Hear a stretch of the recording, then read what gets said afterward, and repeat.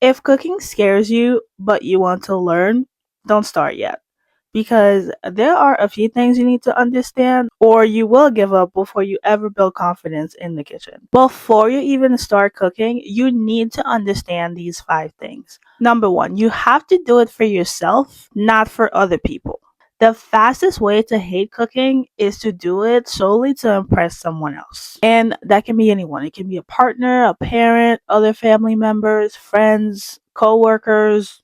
I don't know. If you start your cooking journey just because you want someone else to approve of you, there's a lot of weight that comes with that. You're always going to be worried about disappointing people. One comment from someone can completely destroy your confidence if that's the reason why you're doing it. Instead, if you want to learn how to cook, try to think about reasons why that would be a good thing for you first. I'm not saying that it's a bad thing that you knowing how to cook benefit other people. It's actually really good that it does because cooking builds community, cooking helps you take care of others. Like you can feed your family, you can feed your friends, you can organize parties and bring people together.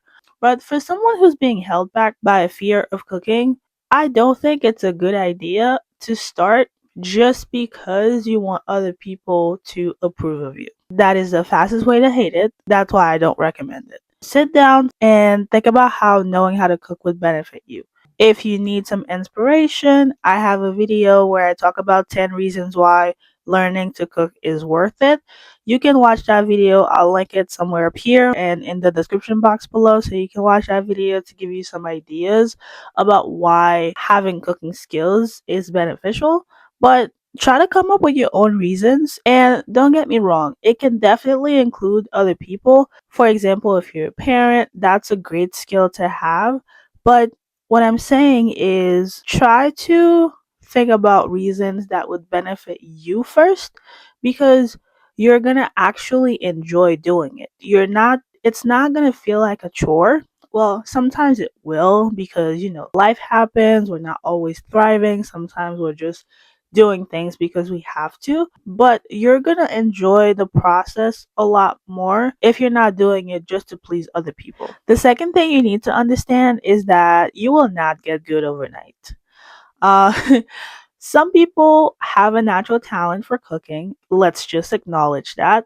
But if you're just dipping your toes into cooking for the first time, don't expect your first meal to turn out like some five-star chef made it. It might be good, but there's also a high chance that it's gonna be horrible. And that's okay because taking the first step is actually the hardest part. Once you start cooking and have a little bit more experience, everything else becomes easier. For example, I made Haitian black rice for the first time this weekend, and I was surprised how easy that was for me to do. I was expecting some complicated recipes. I didn't expect it to turn out good. I didn't expect it to be this quick and easy, but it was. Why? Because I've been cooking for a few months, couple years now. And since I learned how to make white rice already, making rice and peas was easier because I was adding a step little by little. That's why I always recommend to learn basic meals first. Once you get good at those, you can try other variations over time and they're just going to be way easier than if you start with them. Like I said, I started with just plain white rice and then I learned how to make rice and peas, rice and beans, and other variations. You need to understand that developing a skill takes time. I know the internet often makes things look way easier than they actually are, like people talking about getting rich overnight, talking about doing X in an insane amount of time. But let this be your reality check. If you get good really quickly, that's great. I'm happy for you. But I don't want you to go in with that expectation and be disappointed. It's better to expect it to take longer and it actually takes less time than if you expect to step into the kitchen and be and become a chef after like 3 days and be disappointed. So let's set realistic expectations and let's focus on improving over time, not getting good overnight. The third thing I want you to remember is that things will go wrong, and that's okay. I've burned food. I remember this time I was making some beans and I left it on the stove and I was like, I'm gonna go lay down for a little bit. I was like, I'm not gonna sleep. I'm just gonna close my eyes for 5 minutes.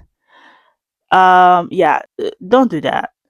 Because I woke up 2 hours later and there was no water in the pot. The beans looked like coffee beans because they were just they just turned into charcoal at that point. And thankfully, I did not set my place on fire, but that was a good lesson. You should never put something on the stove and go lay down, and worse, go lay down and close your eyes. Don't do it. Okay? Um you're going to make some meals that you think they're going to taste good and turns out they don't. You're going to waste ingredients sometimes. You're going to make some meals that are too salty. You're going to make some meals that need more seasonings, but also you're going to surprise yourself.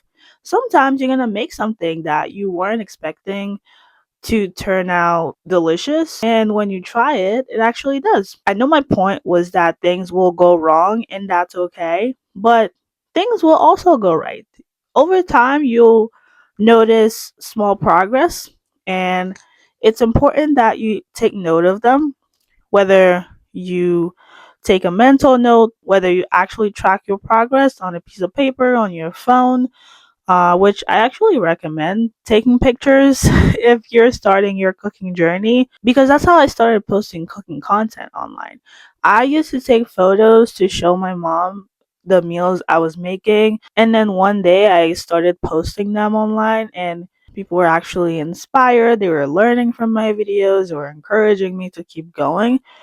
You never know. You never know. Take pictures, even if it's just to track your own progress. It doesn't hurt to do that. And I think it's actually encouraging. It's actually helpful over time because you don't always notice the progress you're making. But if you're tracking it, at some point you're going to notice and you're going to be like, oh, I'm actually doing way better than I thought. So if you want to start taking photos, videos, I highly recommend you do that. The fourth thing you need to understand is that you don't need a fancy kitchen or fancy tools to start.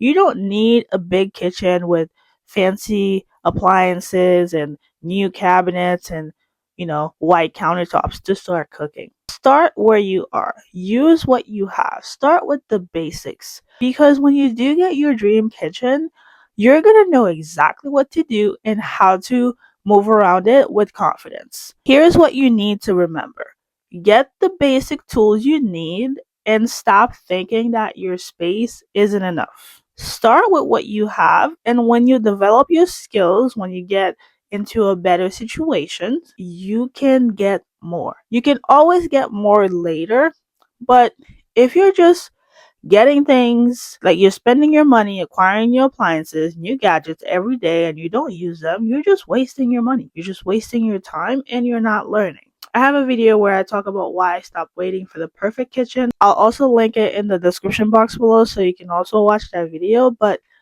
don't wait for your situation to be perfect. It's never going to be perfect. You can always have more. You can always do more. You can always be in a better situation. You can always be in a better place. But it doesn't matter if you're not doing anything with it. It's just going to be sitting there. And you don't want that, do you? So start with what you have now and you can build confidence over time. The last thing I want you to understand is that you need to trust your intuition and lean into your creativity. At some point, you have to stop treating recipes like rules. They are great guides, and I always say recipes are amazing. We should be thankful for them because someone took the time to put them together. But you don't want to be so by the book that you feel paralyzed in the kitchen if you don't have a recipe book. It's great to experiment. It's great to lean into your intuition. For example, I don't measure my seasonings. I eyeball it unless I'm filming a video and I want to give specific measurements. I just eyeball everything. And I only got to that point by trusting my intuition over time. I always talk about tasting as you're cooking because you start noticing what's missing in your food and you start being able to just add the right amount without measuring it exactly. When you lean on your creativity in the kitchen, you start combining ingredients and you start creating meals that are not necessarily a thing, but the combination tastes really good. You're gonna stumble upon recipes by accident. You're gonna discover new flavors that you like, new food that you like. So it's really important to, like I said, experiment and not be afraid to what's the expression?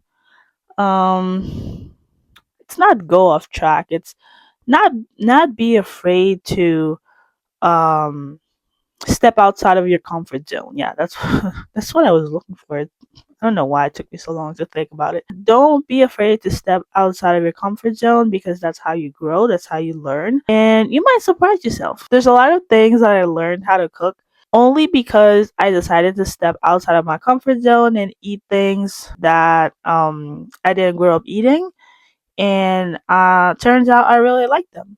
Something like chicken alfredo pasta. I didn't grow up eating it, but I decided to learn how to make it. And one day I just bought the ingredients and stood in my kitchen and I was like, okay, we're going to make some chicken alfredo pasta. I was Googling everything, like, what do I need to do? But I trusted my intuition and now it's one of my favorite things to cook. Like I said, you might surprise yourself, but you're not going to know that if you don't even give it a try. Now that you know these 5 things, I'm going to encourage you to reflect on them. And once you're done with your reflection, if you still want to learn how to cook, I'm going to recommend you watch this playlist right here because it tells you everything you need to know to start cooking. I created it for beginners just like you, and I think you're going to really benefit from it. All right, I'll see you there. Bye for now.